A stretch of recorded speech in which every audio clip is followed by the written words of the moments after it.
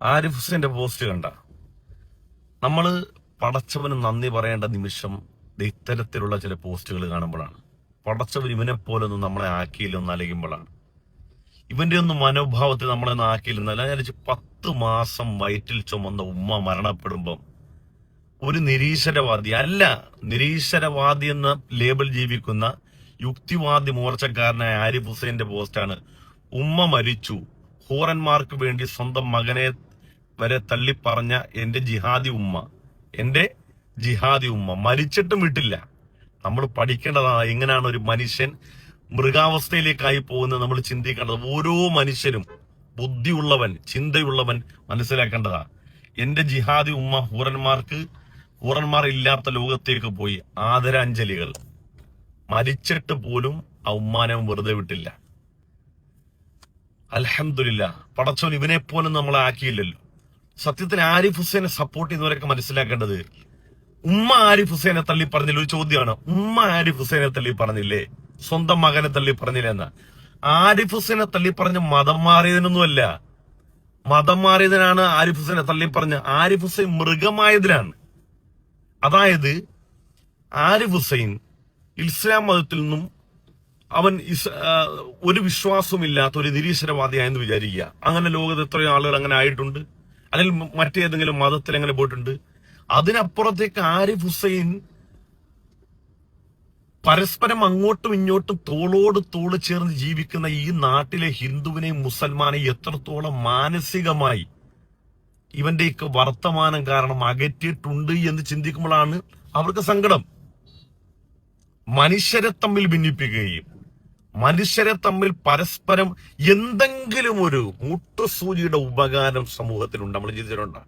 അങ്ങനെ ചിന്തിക്കേണ്ടത്. മനുഷ്യ സമൂഹത്തിന് എന്തെങ്കിലും മുട്ടുസൂചിയുടെ ഉപകാരമുള്ളൊരു വർത്തമാനം ഇന്ന് വരെ കഴിഞ്ഞിട്ടുണ്ടോ? ഈ വിദ്വേഷവും ഈ വൈരാഗ്യവും മുസൽമാൻ മറ്റു സമൂഹങ്ങളെ കണ്ടെടുത്ത് വെച്ച് വെട്ടിക്കൊല്ലണം, അവരെ പുകയേക്കാൻ പാടില്ല, അവരെ മണമേക്കാൻ പാടില്ല എന്നൊക്കെയാണ് എന്തെല്ലാം ഇവിടെ പ്രചരിപ്പിച്ചു. എന്തെല്ലാം കള്ളത്തരങ്ങൾ, എത്ര ഞാൻ തന്നെ പൊളിച്ചടിക്കേണ്ടുണ്ട്. എന്തിനു പറയണം?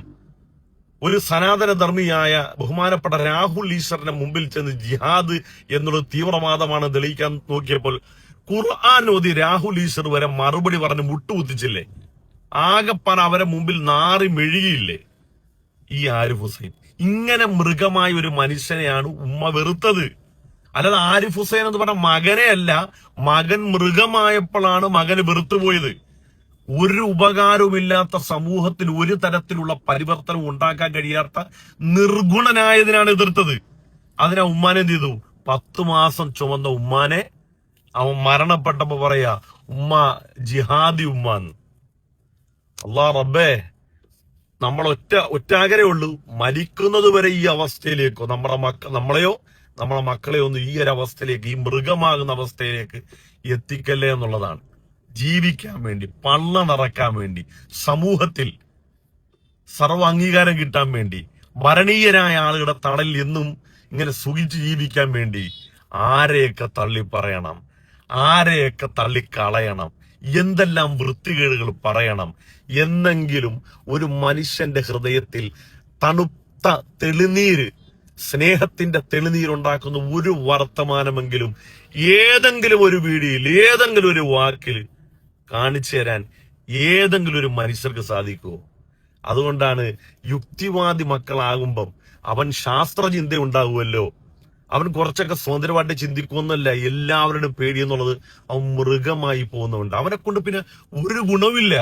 നിങ്ങൾ ഈ നാട്ടിൽ കാണുന്ന ഏതൊരു ഹോസ്പിറ്റലും ഏത് സാമൂഹിക സംവിധാനങ്ങളും നിങ്ങൾ നോക്കിക്കോ, എല്ലാത്തിലും ഇവിടെയുള്ള മതവിശ്വാസികളുടെ പങ്കാളിത്തം വളരെ ഏറെയാണ്. അവിടെ ഒരു വീൽ ചെയർ ഉണ്ടെങ്കിൽ അതിനകത്ത് ഏതെങ്കിലും ഒരുക്കെ, അത് ഏത് സംഘടനയാകട്ടെ, ഏത് മതവിശ്വാസികളുടെ ഏതെങ്കിലും ഒരു പ്രസ്ഥാനത്തിന്റെ പേര് അതിനകത്തുണ്ടാവും. ഈ യുക്തിവാദികൾ ഇക്കാലമത്തെ ഇവിടെ പ്രവർത്തിച്ചിട്ട് ഏത് മനുഷ്യന് ഒരു നിക്കറിന്റെ ഉപകാരം ഇവനെ കൊണ്ടൊക്കെ ഉണ്ടാ?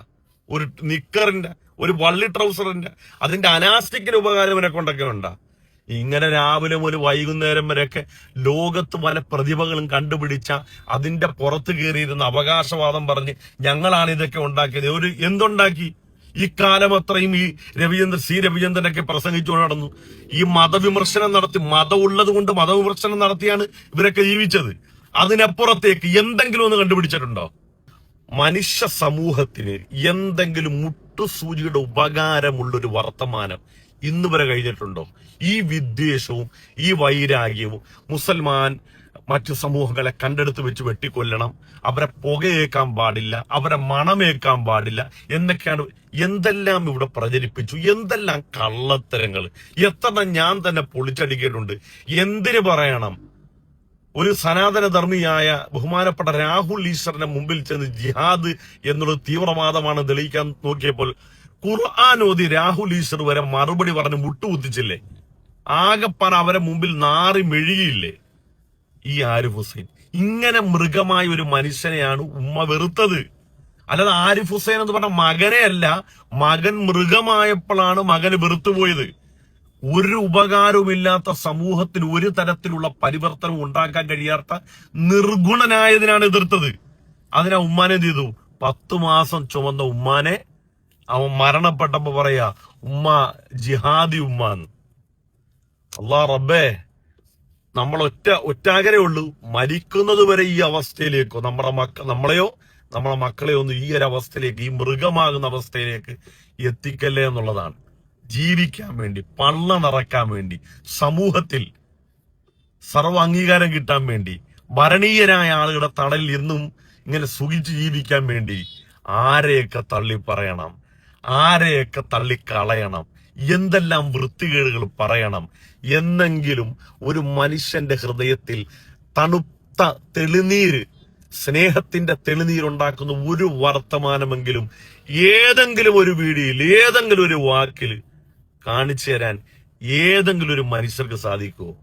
അതുകൊണ്ടാണ് യുക്തിവാദി മക്കളാകുമ്പം അവൻ ശാസ്ത്രചിന്ത ഉണ്ടാകുമല്ലോ, അവൻ കുറച്ചൊക്കെ സ്വതന്ത്രമായിട്ട് ചിന്തിക്കുമെന്നല്ല എല്ലാവരുടെയും പേടി എന്നുള്ളത്. അവൻ മൃഗമായി പോകുന്നുണ്ട്. അവനെ കൊണ്ട് പിന്നെ ഒരു ഗുണമില്ല. നിങ്ങൾ ഈ നാട്ടിൽ കാണുന്ന ഏതൊരു ഹോസ്പിറ്റലും, ഏത് സാമൂഹിക സംവിധാനങ്ങളും നിങ്ങൾ നോക്കിക്കോ, എല്ലാത്തിലും ഇവിടെയുള്ള മതവിശ്വാസികളുടെ പങ്കാളിത്തം വളരെ ഏറെയാണ്. അവിടെ ഒരു വീൽ ചെയർ ഉണ്ടെങ്കിൽ അതിനകത്ത് ഏതെങ്കിലും ഒരുക്കെ, അത് ഏത് സംഘടനയാകട്ടെ, ഏത് മതവിശ്വാസികളുടെ ഏതെങ്കിലും ഒരു പ്രസ്ഥാനത്തിന്റെ പേര് അതിനകത്തുണ്ടാവും. ഈ യുക്തിവാദികൾ ഇക്കാലമത്തെ ഇവിടെ പ്രവർത്തിച്ചിട്ട് ഏത് മനുഷ്യന് ഒരു നിക്കറിന്റെ ഉപകാരം ഇവനെ കൊണ്ടൊക്കെ ഉണ്ടാ? ഒരു നിക്കറിന്റെ, ഒരു വള്ളി ട്രൗസറിന്റെ, അതിന്റെ അനാസ്റ്റിക്കിന്റെ ഉപകാരം ഇവനെ കൊണ്ടൊക്കെ ഉണ്ടാ? ഇങ്ങനെ രാവിലെ മുതൽ വൈകുന്നേരം വരെയൊക്കെ ലോകത്ത് പല പ്രതിഭകളും കണ്ടുപിടിച്ച അതിന്റെ പുറത്ത് കയറിയിരുന്ന അവകാശവാദം പറഞ്ഞ് ഞങ്ങളാണ് ഇതൊക്കെ ഉണ്ടാക്കിയത്. എന്തുണ്ടാക്കി? ഈ കാലം അത്രയും ഈ രവിചന്ദ്രനൊക്കെ പ്രസംഗിച്ചുകൊണ്ട് നടന്നു. ഈ മതവിമർശനം നടത്തി, മതം ഉള്ളത് കൊണ്ട് മതവിമർശനം നടത്തിയാണ് ഇവരൊക്കെ ജീവിച്ചത്.